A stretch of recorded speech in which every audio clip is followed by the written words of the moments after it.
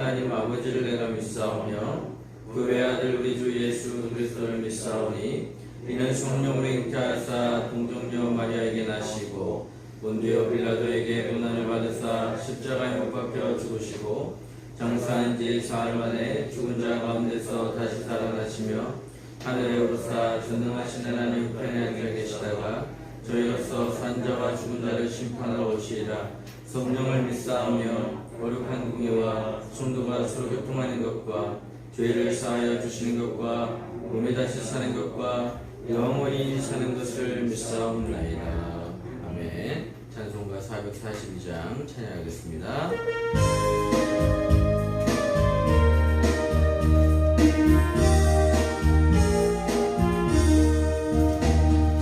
선한 목자 되신 우리 주 항상 인도하시고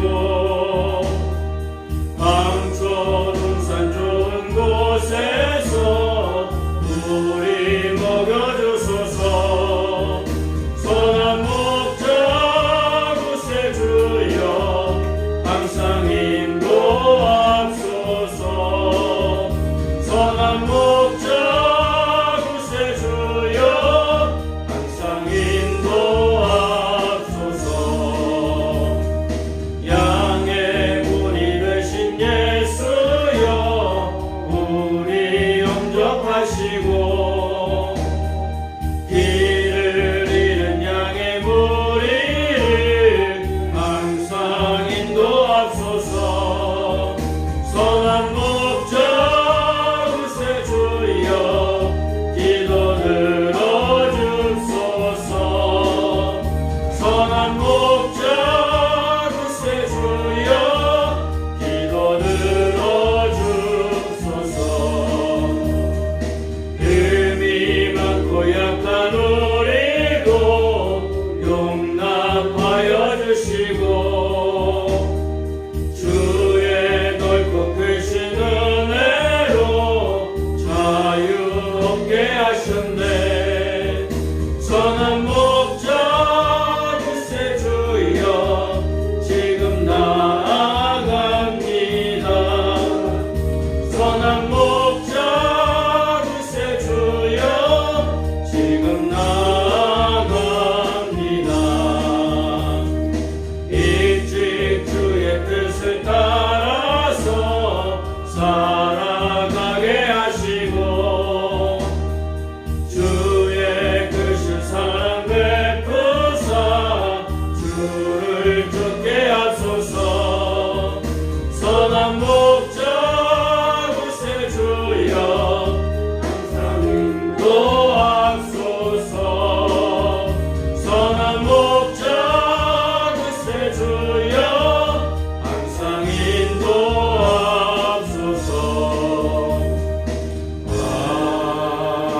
아멘.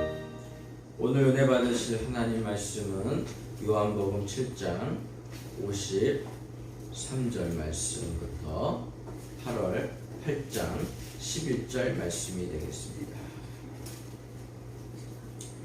요한복음 7장 53절부터 8장 11절까지.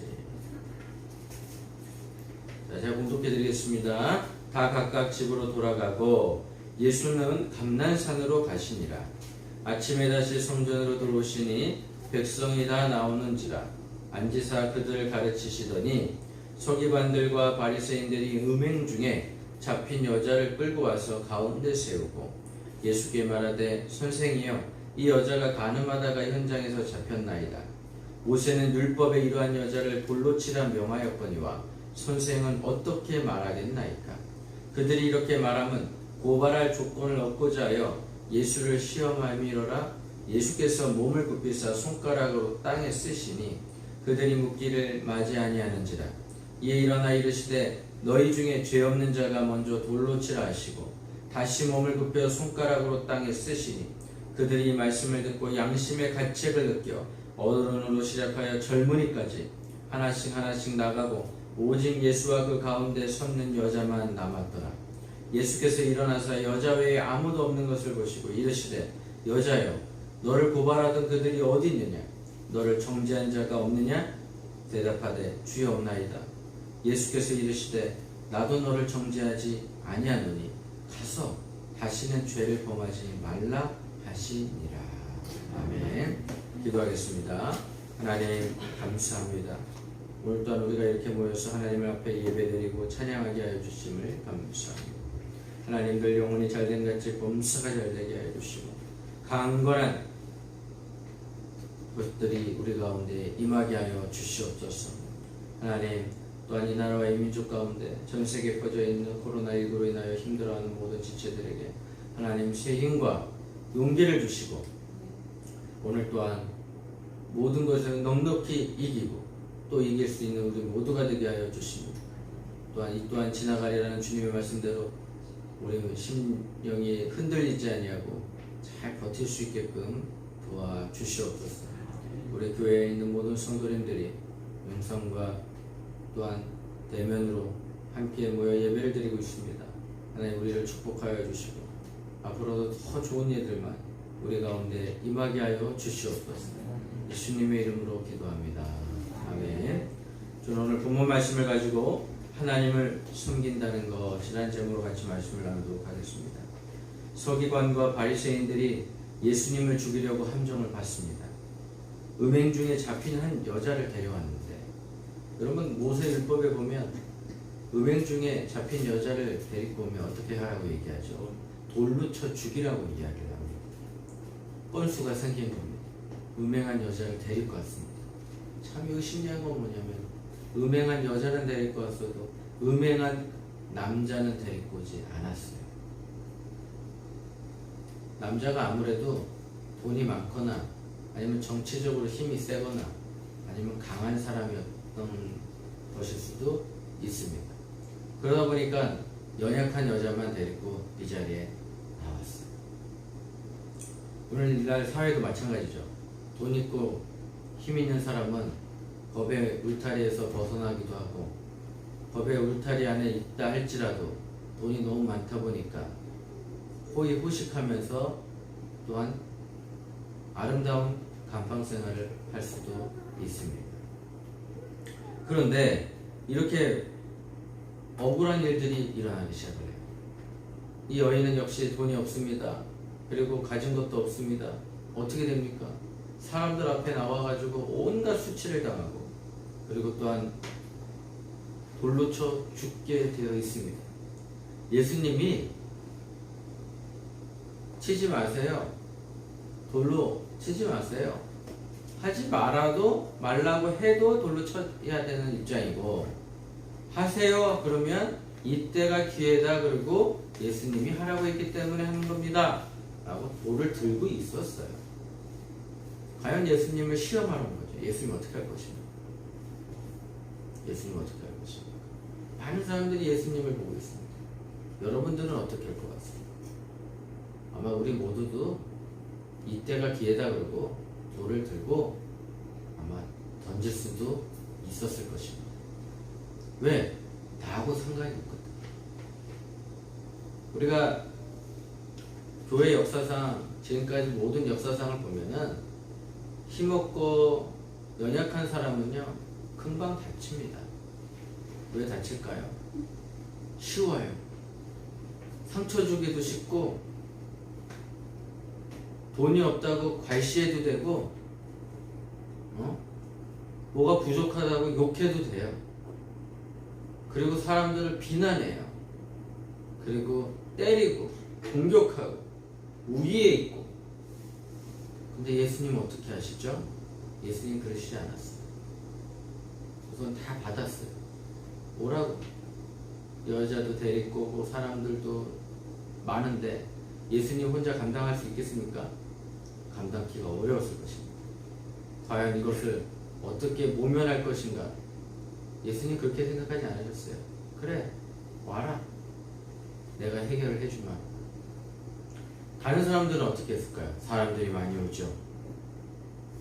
집단으로 오죠. 익명 게시판으로 부정적인 글을 쓰죠. 멘탈이 붕괴됐을 것입니다. 그런데 예수님 그렇지 않았다는 거죠. 멘탈이 붕괴되지 않았어요. 우리라 같았으면 어떻게 했을까요? 멘탈이 붕괴됐을 것이죠. 율법에 계획된 대로 형벌을 내려야 하나님을 잘 섬기는 것이라고 생각한 사람들이 바리새인들과 서기관이었습니다. 과연 하나님을 잘 섬긴다는 것은 어떤 것인가? 첫 번째는 사람을 살리는 일이 바로 하나님을 잘 섬기는 일입니다. 서기관과 바리새인들은 생명에 대해 말씀하시는 예수님께 도전을 했습니다. 돌로 쳐 죽여야 할 죄인을 예수님이 살리실지 시험하며 법을 어긴 죄로 예수님을 고발하려 했습니다. 만약에 살리라고 그러면 법을 어긴 거죠. 그들은 일반적으로 사람을 죽이려고 했습니다. 예수님이 하나님을 아버지라고 불렀다고 해서 안식일에 사람을 치료했다고 해서 예수님을 죽이려고 했습니다. 이번에는 한 여인을 죽이려고 했습니다. 율법을 지킨다는 명분하에 그런 일을 벌였습니다. 같은 성경을 보았어도 예수님은 생명을 보셨지만 그들은 사람을 정죄하고 죽이는 일을 보았습니다. 예수님은 사람을 살리려는 하나님 아버지의 뜻을 생각했지만 그들은 공포를 조장해서 다른 사람들을 지배할 방법을 생각하기 시작했습니다. 사람을 정죄하고 죽이는 것은 하나님의 뜻이 아닙니다. 용서하고 구원하는 것이 하나님의 뜻입니다. 정죄하는 것이 하나님의 뜻일까요? 아니에요. 예수님 뭐라고 하셨습니까? 이 여인에게 마지막 한 답이 이거예요. 말씀이 더 이상 죄를 짓지 말아라. 그리고 해방해 줬어요. 해방해 줬어요. 이 여인이 자기가 잘못한 거 알고 있어요. 수치감이 많이 느껴지겠죠. 그러면서 하는 모든 행동들을 보면서 예수님이 하시는 모든 일들 그리고 자기에게 이뤄진 일들, 이 여자는 어떤 일이 벌어졌습니까? 죄의 문제를 해결하는 수준이 아니에요. 이 여자의 문제는 오늘 죽느냐 사느냐가 오늘 이 여자한테 달렸어요. 근데 누구 손에 달렸어요? 예수님 손에 달렸어요. 예수님 말 한마디에 달려있어요. 예수님이 어떻게 하느냐에 따라서 자기가 죽을 수도 있고 살 수도 있는데 아마 100% 죽을 수도 있겠다고 왔을 거예요. 왜? 어차피 이 사람들은 예수님이 이러쿵 저러쿵 얘기를 해도 이 사람을 죽이려고 작정을 하고 온 거예요. 그렇기 때문에 이 여자는 오늘 난 죽겠구나 이런 마음으로 왔을 거예요. 그런데 오늘 어떤 일이 벌어집니까? 생명도 살려줬고 그 다음에 죄의 문제도 해결받고 가요. 이게 바로 예수님이 우리에게 주시는 은혜입니다. 오늘 죽을 수밖에 없었던 우리들에게 새 생명을 공급해 주시는 분이 누구십니까? 바로 예수님입니다. 오늘 그 예수님을 만나면 우리가 지금까지 어떻게 살아왔든지 그게 중요하지 않아요. 더 이상 죄를 짓지 말고 가서 잘 살아라가 예수님이 말씀이에요. 우리가 어떤 위치에 있어요? 어떤 위치에 있다 보면 사람을 살릴 수도 있고 죽일 수도 있습니다.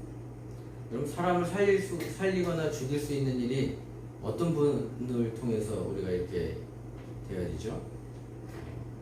법정에서는 판사님을 통해서 내가 죽을 수도 있고 살 수도 있어요.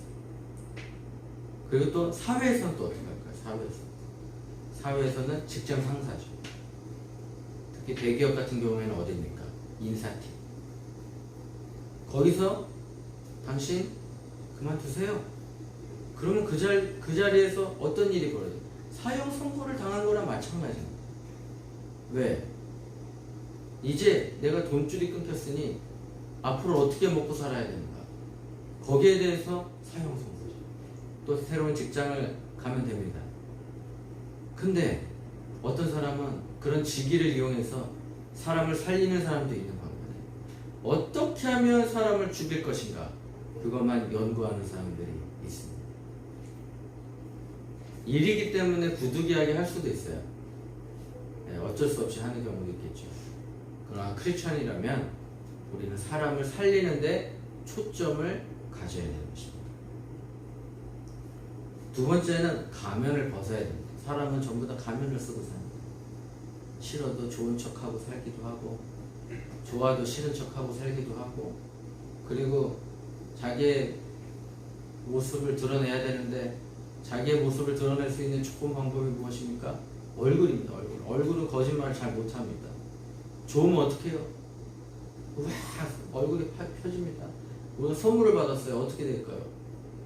얼굴이 펴져요. 좋으니까. 그냥 선물을 받았어요. 선물이 뭐죠? 그냥 아무런 것도 안 했는데 갑자기 느닷없이 누군가 나에게 호의를 베풀어요. 너무 기분이 좋죠. 너무 행복하죠. 하나님이 여러분들에게 선물을 주셨는데 누구를 주셨습니까? 예수 그리스도를 주신 거죠. 예수님을 만남으로 말미암아 우리 삶의 변화가 일어나게 되고 또한 생명력이 있게 되는 것이죠. 근데 서기관과 바리새인들은 여인을 정죄할 때도 모세의 율법을 사용해요. 모세의 율법이 무엇입니까? 하나님의 말씀이죠. 그런데 본문에는 음행 중에 잡혀온 남자가 없어요. 남자가 없어. 또 남자도 같이 죽여야 되는데, 남자는 음행의 현장을 들켜도 잡혀오지 않는 권력 있는 사람이었을 수도 있어요.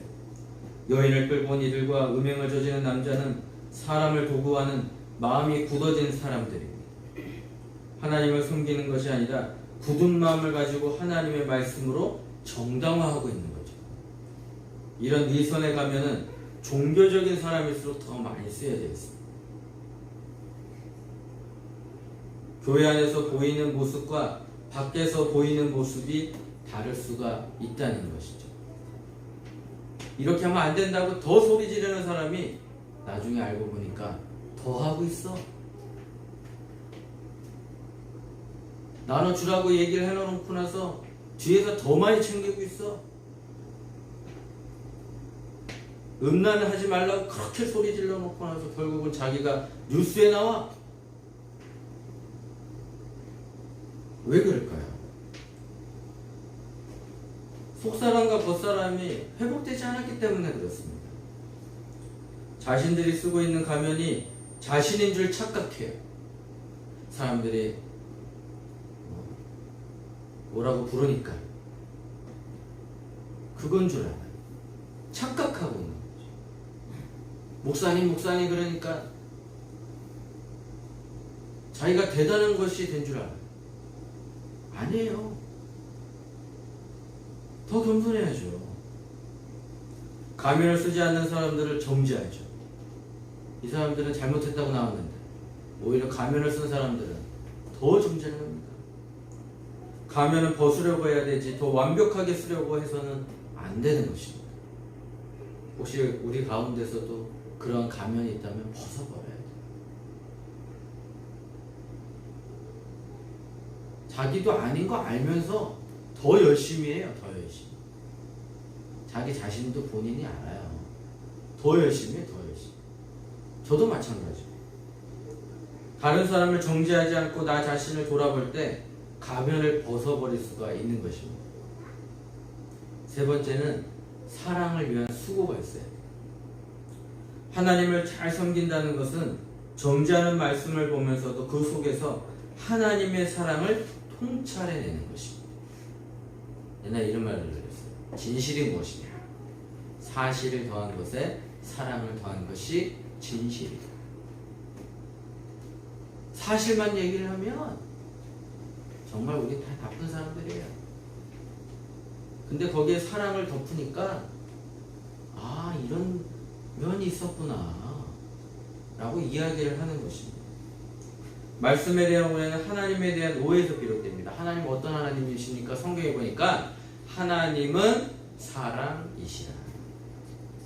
하나님은 사랑이에요. 하나님은 때리시는 분이 아니에요. 하나님은 정죄하는 분이 아니에요. 혼내도 그렇게 무지막지하게 혼내시는 분이 아니에요.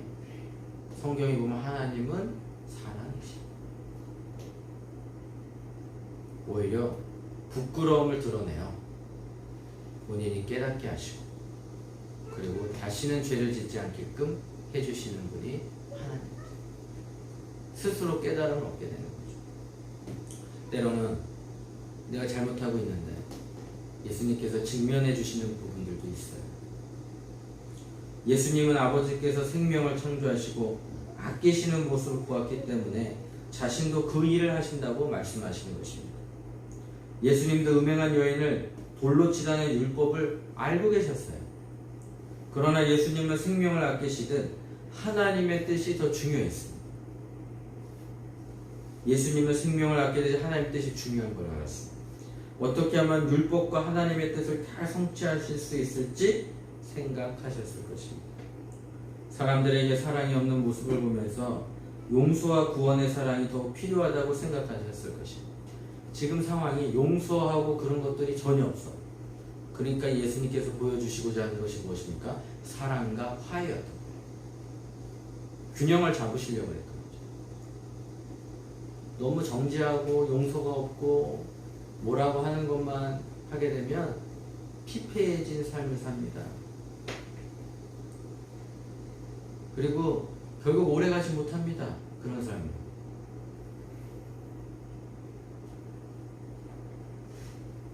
사람들에게 사랑이 없는 모습을 보면 우리가 다가갈 수 있을까요? 다가갈 수 없어요. 다가갈 수 없는 거죠. 용서와 화해와 사랑이 많은 사람들은 어떻습니까? 수많은 사람들이 따라다닙니다. 그분과 함께 있고 싶어요. 여인도 죽이고 예수님도 죽이려는 그들을 위해서 십자가가 필요하다고 결단하셨을 수도 있습니다. 우리도 사랑의 수고를 감당하지 않으면 진정으로 하나님을 바르게 섬기는 삶을 살 수가 없는 것입니다. 예수님은 죽음의 현장에서도 생명을 택하셨습니다. 서기관과 바리새인들의 가식을 밝히시고 그들의 생명 없는 굳은 마음을 드러내시며 진정한 사랑의 역사를 이루시는 땅바닥에다 뭐라고 썼다고요? 누구든지 죄 없는 자가 돌을 들고 치라 그래요. 예수님 말씀하셨어요. 누구든지 죄가 없는 자가 돌로 쳐. 거기 있는 사람들이 얼마나 부끄럽겠습니까? 나는 돌을 들 자격이 있는가? 자격이 없는 거죠. 왜? 죄인이라고 본인들이 다 깨달았어요. 그 다음에 어떻게 했죠? 들고 있던 돌을 다 땅바닥에 내려놓고 처음부터 회개한 사람들마다 깨달음을 얻은 사람들마다 도망가기 바빴어요. 그리고 도망가기 시작하니까 그 큰 무리들이 삽시간 만에 없어졌어요. 왜? 힘을 잃어버린 거죠. 사람을 죽이겠다고 돌을 들고 사람들이 강한 힘으로 모아졌는데 이 모아진 힘이 어떻게 됐습니까? 말 한마디에 다 떨어지고 말한 것입니다. 그리고 예수님은 오히려 그 현장에서 십자가 사랑이 더 필요한 사람들을 보셨습니다. 우리는 정죄를 그치고 종교적 가면을 벗어서 사랑을 위한 수고를 해야 될 줄 믿습니다. 이것이 하나님을 바르게 섬기는 방법이에요. 깨달음을 얻게 하는 거죠. 그래서 사람이 한 사람만 죽는 게 아니라 모든 사람을 살리셨어요. 그럼 또 예수님은 누구를 살리셨을까요? 이 여자만 산 게 아닙니다. 오늘 돌을 들고 있었던 수많은 사람들을 살리셨어요. 왜? 돌을 들고 그 여자를 던졌으면 그 여자는 죽었겠고 사람들은 그 마음에 시간이 지나면 나는 살인자야. 그런 죄책감이 들어서게 될 것이고 그 정당함은 다 사라지고 슬픔만 남았을 겁니다. 그런데 오늘 예수님이 어떻게 하셨습니까? 그들도 살리시고 그렇죠? 그들이 죄를 짓지 않게끔 하셨으니까 그들도 살리시고 더 불쌍한 이 여자도 역시 살리셨어요. 무엇으로 살리셨습니까? 사랑이 모든 것을 하는 것입니다. 우리는 하나님으로부터 사랑을 받고 있습니다. 러브탱크에 사랑이 가득 차요. 근데 가득 차기만 하면 될까요? 넘쳐나요. 사랑은 가득 넘쳐나요.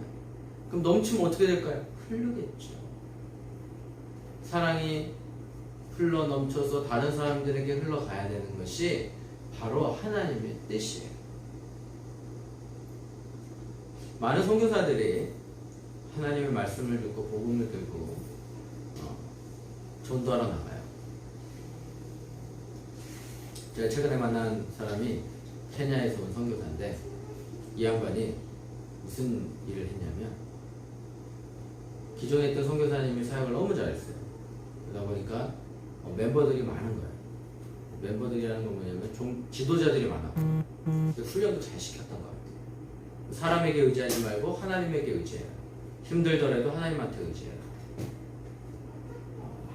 한국에 있는 교회에 손 벌리지 말고 스스로 해결할 수 있는 힘을 길러. 그런데 이분이 무슨 사업을 했냐면은 소를 분양해주는 사업을 했어요. 분양해주는 사업. 그래서 처음에 12마리 소를 이제 살려고 이제 수소문 하고 다니니까 그래서 돈이 없다 보니까 송아지를 사야 되겠더래요. 그러면 송아지가 자라가지고 아기를 낳으려면 시간이 많이 걸리잖아요. 근데 비싸니까 큰 소를 못 사는 거예요. 그래서 큰 소를 이제 살려고 수소문 끝에 알고 보니까 어떤 남자가 그러면 선교사님 좋은 일 하신다니까 제가 송아지 값으로 소값을 대신 쳐드리겠습니다. 그냥 드릴 수도 없고 우리가 그랬더니 오케이 알았다. 그래서 이제 12마리를 분양을 했대요. 그래서 어떻게 분양을 했냐면 그 소에다가 기부한 사람 이름을 이렇게 적는 거야. 아인이 소면 아인소 이렇게 이아인소 이렇게 적어놓은 거야 소에. 그래가지고 소에 사진도 찍어줘요. 이렇게 이아인 소에다가 이렇게 써놓은 거야.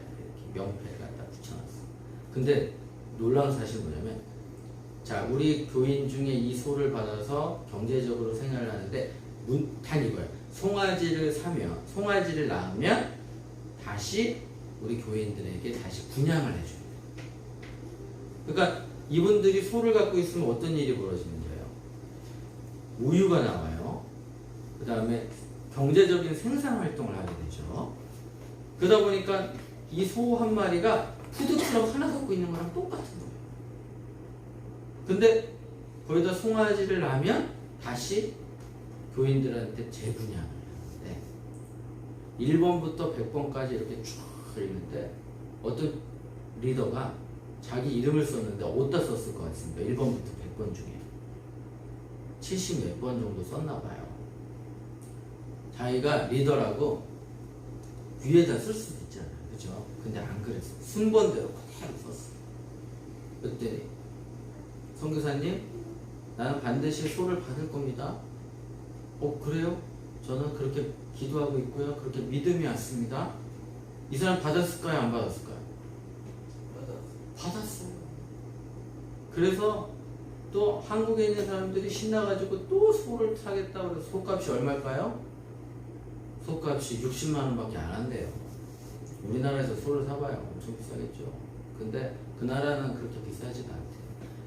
우리가 생각했을 때 비싸지 않고 그 나라 사람들이 생각했을 때는 엄청 비싼 거예요.